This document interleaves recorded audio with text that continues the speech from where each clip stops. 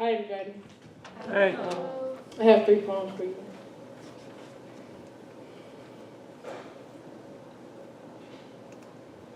Army ants. They walk 2 by 2, 2 by 3, and ones along the strip of cemented dreams, shuffling their feet to the rhythm of rivers flowing miles away. And they talk of this and that and any other odd thought that flows by. And I just sit and watch. And I just sit and watch. Sometimes I dream. I dream whilst they march like army ants, who wish to be anything other than army ants. At least they march. And I just sit and watch. And sometimes I dream. I bet if I had their shoes, I too could march to their war hymns. But alas, I seem to sway in the funkadelic blues whilst I sit and watch and sometimes dream. But at least I dream. The building. At dawn, we were just saplings, spreading our limbs in mossy moors, looking towards high heaven for sunshine and rain.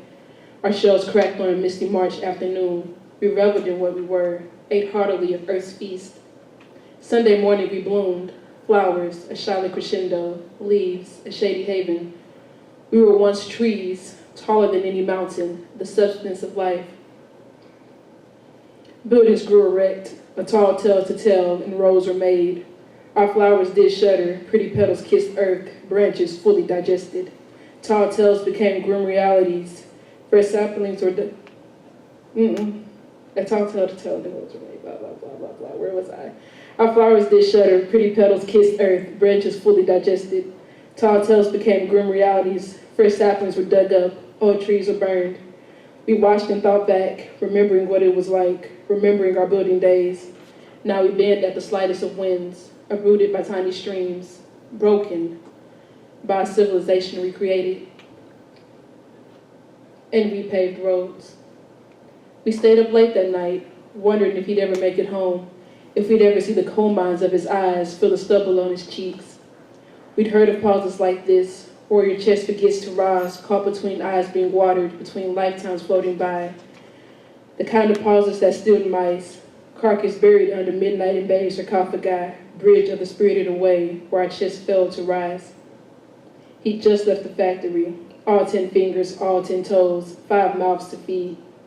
Heard a 3-shot pop-off, saw his boss man falling down, went to lift him up, saw 3 nice holes vesting his chest. Cops say it could have been worse, could have hung him on a tree, scarecrow for black birds, could have settled for burning him alive. Told him he'd just worked for his crime, told him he'd pay roads, a small price to pay for what he'd done. A life taken takes a life. So he worked sun up to sundown, only pauses for food and sleep, became a part of a peculiar gang, one that jingled when roused. Questionable lines were formed, composed of shadowed Quasimodos, formidable black birds, beating rocks to ragtime feet. Years later, his legs gave out, head smashed against the hidden rock, locks splayed across the earth like paint, eyes distant, lost to his home. His family stayed up late that night, certain they'd never see the sunrise in the kinks of his hair, that he lost his name, been claimed by open fields. His life became his children's, it became mine. These roads that fostered our fathers, they carry us away. And we paved roads because we were bred different. We laid bricks because we were made tougher. Mixed our flesh with the cement, laid to rest in the paths we cut. Our spirit became a part of this, the soil became our home. You wonder why we stay in a land that painted us foul, a land that coveted our family's demise, a rooted tree. You wonder why. It's because we've paved roads, their families paved roads, and we drive like history is just a bad dream, but I still remember how we paved roads. Thank you.